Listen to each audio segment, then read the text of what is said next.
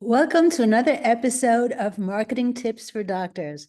I'm your host, Dr. Barbara Hales. Today, we have with us Libby Rothchild. She is a sales and marketing expert who shows coaches and consultants how to create and market digital products. Welcome to the show, Libby.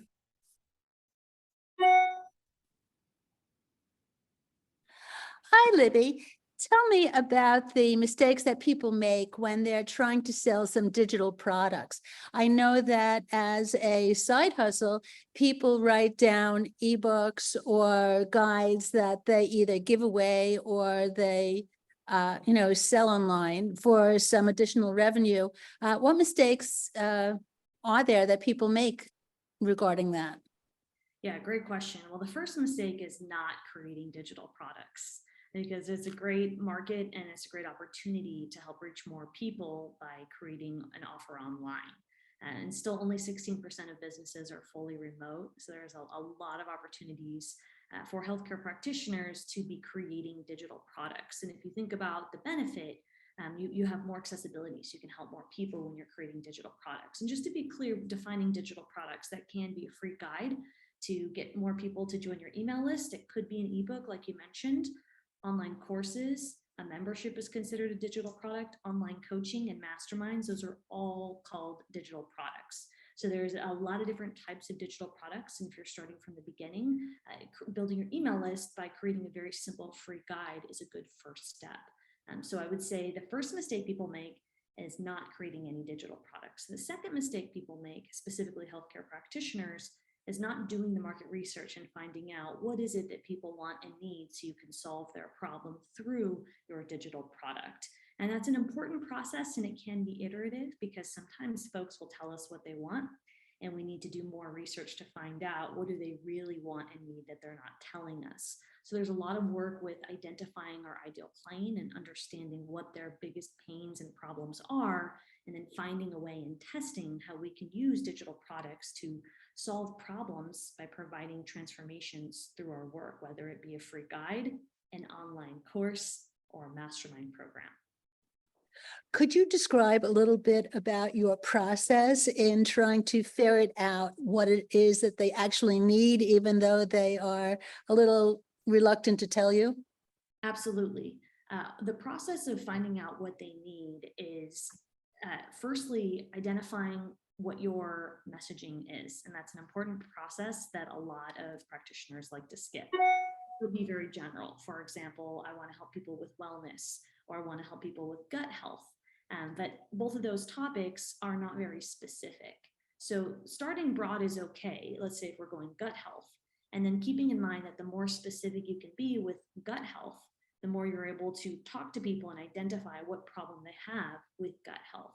And more specifically, are they somebody with IBS that's newly diagnosed? Are they somebody with IBD that's been suffering with the diagnosis for a long time, and they have a different path? They already know their symptoms and they're looking to manage them. So really getting clear with what area are you helping in? Like I mentioned, it could be gut health, could be the space, but then more specifically, what is the problem you're solving within that area? And that process starts with you having an idea and then clarifying that idea by talking to people and testing a little bit. And that testing could be through putting out content. It could be through having conversations online, identifying who your ideal client is or somebody similar to them, and having regular conversations, both often online. And I think that is a piece where there's a lot of friction with healthcare practitioners, as they struggle a lot to have those conversations with people about their problems.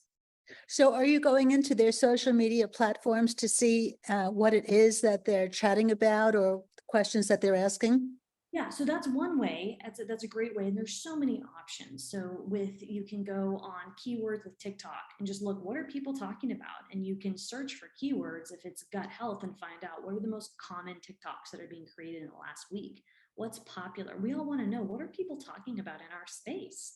So if we're aware, we can get a sense of narrowing down how we can focus our conversations when we're talking to people. So you can engage in conversations through first searching with what's important and relevant to focus your conversation, and then in other platforms such as Instagram, whether it's through a hashtag like gut health Or, and again, I'm using that as an example, but of course, if we replace that with any example, it could be through hashtags, it could be through conversations that are happening under a post, and it could be that you're taking time to engage genuinely with people through stories or through partners, maybe somebody who's in a similar space, but they're not a direct competitor, and learning more about where do people who experience the problem that you solve or something similar, where do they spend time, and how can you find them and talk to them genuinely about what support they're looking for, or if they already have support, what journey are they going on to find solution with their problem. Have you yourself been creating any TikTok videos? Yeah, I do TikTok. I'm more on Instagram, but right now it's a repurposing strategy. So taking some of the content both from TikToks and Instagram and finding a way to post them on both platforms. So yeah, we are on TikTok. We've been spending more time building out our YouTube, which is longer form video. But yeah, we do short form video on Instagram, and we are working on optimizing our repurposing strategy with TikTok and Instagram. But we've been using TikTok in my company for the last 5 years. We've been using Instagram as a primary platform, and then podcasting, and then now YouTube is a newer one. So do you find for TikTok that you're better off just having your message typed out and then you're using the trending music, or is it that you just talk? Yeah, that's a great question. So a combination, short form video, by the way, is the future. So I'm glad you're talking about it. It's great that your audience can be aware that short form video is anything under 30 seconds or 60 seconds. So any kind of quick message, there's a lot of different ways to do it. So right now, social media is actually favoring original sounds. So it doesn't mean that you can't be taking a trending sound and using it, but right now there's a huge push for you creating your own sound. So that could mean that you are doing something educational, or even more, you might be coming up with a sound that other people can use. And the idea is that obviously the platforms there want to make money. And so if you are creating an original sound that's fun, that catches on and becomes a trend, then more people are going to use the sound. And it's, it's this user generated ecosystem that builds better with time, because more people are creating better sounds that other creators can use. So that's the logic for those of you listening that are like, why is that happening? What is this world we're living in? The logic is that original sound will cause more people to be excited about using that sound for themselves, to then be inspired to create their own unique sound, and then get other people to create more sounds. Because the idea is that the social platforms want more users. They want more users creating more content. And so how do you get more people to create more content? Create a more enticing, fun universe in the online space. So for those of you listening who are content creators, you can use trending sounds. If you're not doing anything, just get on there and start doing something. Using a trending sound is a great idea. If you can create your own sound, that's optimal. You will be favored in the algorithm. But I always like to share advice and experiences from the lens of, think about what stage of business you're at. If you've never posted a short form piece of content, then you probably just want to start with whatever you can to put yourself out there, and then optimize the process after you've been consistent, instead of trying to be perfect and never actually putting out content. So the answer would be, well, what are you doing now? And if it's nothing, just get on there and start doing something, and then you can start to come up with some more strategic approach with your content strategy. So what fun sounds have you created for the cyberspace? Yeah, so as far as me, I don't do as much fun sounds that I create as much as educational. So I do a lot more original content with education than fun sounds. But what I do is I have my entire team and clients creating original content for us. So I've created an environment where our team and our clients are all content creators representing the brand. So if you go to Dietitian Boss on our Instagram, you'll see that we've got diversity. We have a pregnant woman, we've got a younger dietitian, we have different diverse people living in different parts of the world with experiences and life circumstances, creating content from something that's relatable for fellow dietitians, since I serve dietitians, and then something educational about how to link your scheduling app to your Instagram page, right? So it's just this really fun universe that's been created, ranging from some original sounds to some education, but more so through the lens of different content creators, all representing the method that I've created, and talking about how they've adapted their lifestyle with where they're at based on following the framework that I've created. So have you been doing that while doing an original choreographed dance? You know what? I haven't gotten too big on the dancing yet, and it's not because I don't love dance. My husband and I take salsa dance lessons. It just hasn't come super authentically to me, so I haven't gotten too down, down with the dance moves myself.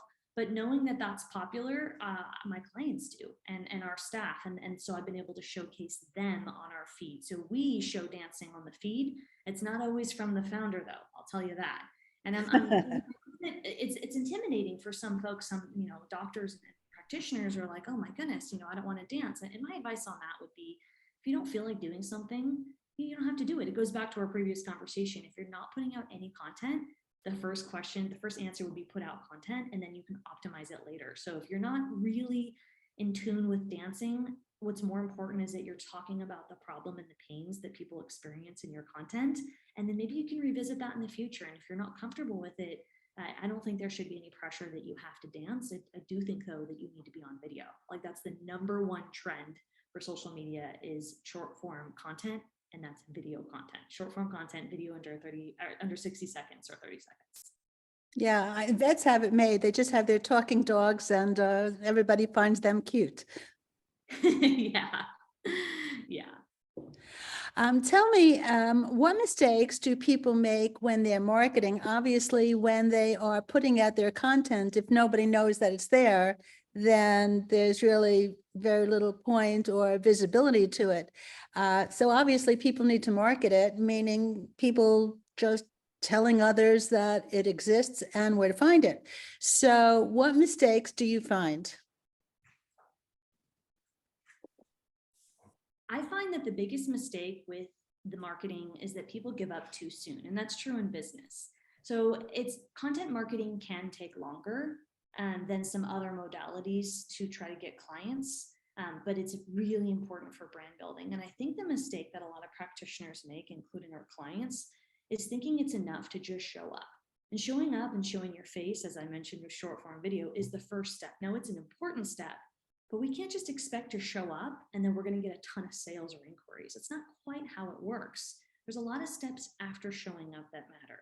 So it's improving your strategy. It's making sure you're talking to people in your market. It's taking the idea I mentioned earlier, gut health, and then narrowing down, what does that mean? What exactly are you serving or solving with the realm of gut health? And who is your ideal client, and what are their pains and dreams? So I think that content marketing and creating content is one small part of the equation, and it's an important part. But I see a lot of entrepreneurs and practitioners get really frustrated when things don't automatically click.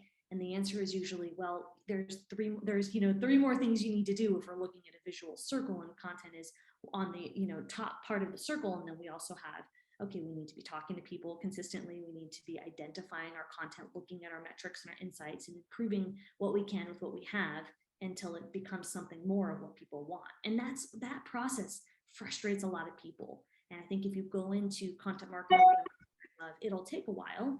It's a process. And for some people, it'll happen faster. But if we focus on this as a brand building activity that will help set us apart from our competition, that will be an iterative process, that mindset shift hopefully can educate practitioners to know that this is a good place for you to be, and there's a lot of opportunity to learn and grow. And remember that your potential customers are searching online. Like, they're looking, they're hanging out, they're on social media. So it's a good opportunity for us as practitioners to be posting content so that we can get seen in front of them. And even if we don't right now, the more we are creating and the more we do something, the more, ideally, the more strategic we will become. Of course, if you are looking at your insights and if you're looking to improve your messaging and your strategy. So what's the name of your little guy? Oh, I brought my dog, and his name is Hamilton. And as we were chatting, he started eating my plant, and I got a little nervous. We don't usually hang out together in my office. He's usually in the living room. He's a puppy, and he's very rambunctious, so he needs a lot of attention. Yeah, I can see he's a puppy. What type of dog is he? He's a Pomeranian. It's just his hair hasn't quite grown in as a Pomeranian's would. So he's in what's called the puppy uglies phase. My husband doesn't like me saying that because he thinks it sounds negative. And he said, oh, I don't think people will understand. If you say puppy uglies, they'll think you're saying your puppy is ugly. And that's not true. So we Googled it because we were like, why is his hair coming in weird? And this is for a year and a half, the Pomeranians look like Chihuahuas. So this is apparently normal, but we didn't know that when we got him. So he's been a fun little addition to our family. We got him a couple months ago. Are you going to have him get the teddy bear cut?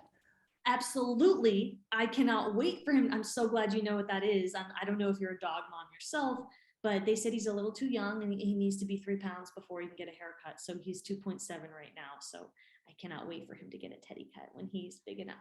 Is he going to 5 pounds or 6 pounds? So we don't know. Both of his parents were 9 pounds, but he's Ooh. almost 4 months and or sorry, no, is he 5 months? He'll be 5 months in a couple days and he's still pretty small for his age. So Yeah, we're I've not, never actually heard of that breed getting to 9 pounds. well, yeah. So they can range anywhere from, I think, 3 to 9, although I've seen dogs, Pomeranians up to 20 pounds. So Really? Wow. yeah. I mean, they can be on the larger, on the smaller side. So we just don't know what's going to happen here with Hamilton. A little too much snacking involved there. Yeah. Yes, definitely. Okay, I mean, sometimes I say to my dog, like you've been snacking too much. And then I think, yeah, so who's giving it to him? Yeah, I'm learning all sorts. I'm learning everything about the dog. This is my first puppy. It's our first dog, so we're learning all about the dog. Yeah, well, that's fun. Yeah, it's been a lot of fun, a lot of fetch. So Does he? yeah, he's hyperactive, so he loves fetch and attention, and I can't leave him for too long, so it's fun. That's good. What myth do you speak about in terms of 6- and 7-figure businesses?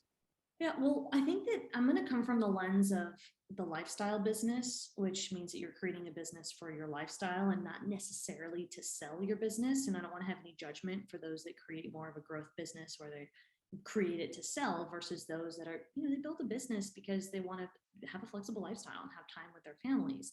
And both are great options. I subscribe and teach the lifestyle method because our clients as practitioners want to build a business around their lifestyle. So with the lifestyle business, I'm going to speak about 6- and 7-figure mistakes from a lifestyle business standpoint, not from a growth standpoint, because I see those as two different tracks. I think a big mistake, and it's tough in the online world, is that there's this idea that you can just wake up. If your listeners are familiar with Tim Ferriss, there's this idea that you can just be this laptop lifestyle entrepreneur and work an hour a week and make 6 and 7 figures with high profit margins. And where that can be true, I don't want to not speak of the work that goes into building this and the level of leadership needed to work less and make more. And I notice a lot of practitioners that want to build a lifestyle business, including our clients, they think that they can work less and make more at the same time. And there's this disconnect between how long of a journey it takes to build the infrastructure to create the lifestyle that you want, whether it be however you want that outcome looks. It's different for every person.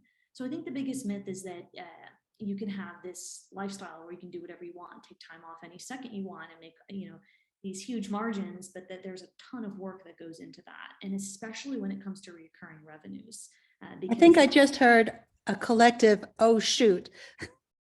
Yeah. And especially because when you're building a business that's sustainable, you have to think about reoccurring revenues. And you also have to think about some metrics that are different when you're looking for a lasting business sustainability than for a growth business, like when you're at the beginning stage, when you're just trying to grow. So if you're trying to build a business that can guarantee you, nothing's guaranteed, but that can probably help you get 6 figures continually or 7 figures. If you're looking for sustainability in the amount of money you make, whether that be revenues or profits, you're going to have to look at your business a little differently. And the key metrics are no longer sales and marketing, but there now will be, do I have my processes in place? Even if you don't have employees or you have a small staff, you want to be able to retain the folks that you do have. And you're also going to want to look at recurring revenue. So how can I make a business and how can I create offers that will support people long term? And that's something that a lot of business owners I see are not factoring in. So it's this number one myth that you can work less and make more really fast. And then there's another myth that you're designing a business for a snapshot of time and not looking at the big picture. So we always have to design long term and think about reverse engineering what do I want? And if it is reoccurring revenues, then there's a lot of metrics besides sales and marketing that will go into play. No matter if it's 6 or 7 figures, I don't care how big you want to make this, you're still going to need to get, you're going to have to work on your management, your leadership. And that's the part that a lot of people are like, oof, it's hard. Delegation is hard. And working on staff, especially in this economy, is tough. Making sure you've got the right people who are excited. That means that your business has to be attractive. You have to have a lot of hiring processes.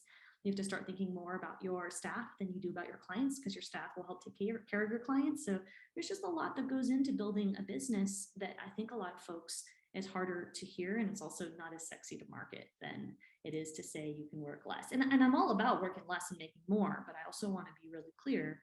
There's a lot that goes into that. And a lot of people don't want to do the work. It goes back to content marketing. You have to keep at it and be patient, and it will work, but it takes some time. And it's the same thing with building a business. It's having the mindset of learning and growth, and having the mindset that the key metrics are going to be varied. They're not just going to be sales and marketing. They're going to include a lot more than you think. And just having a growth mindset can help with that process. Absolutely. I understand that you have a little guide or a gift for our listeners today. Could you tell us about that? Absolutely. So for those of you that are interested in learning more about content marketing, I actually have a caption guide that's free. If you head on over to libbyrothchild.com, you can get my free download, and it's a social media caption guide. So you can think less about creating really great copy and plugging and playing it, whether it's for TikTok or Instagram or even Facebook. So if you want to go ahead and grab that at libbyrothchild.com, and feel free to reach out to me with any questions or comments you have as well. So my goal is to help you create content and not give up, so that you can reach more people in your business. Well, thank you so much for being with us here today, Libby. You've been listening to Libby Rothchild at Marketing Tips for Doctors with your host, Dr. Barbara Hales. Till next time.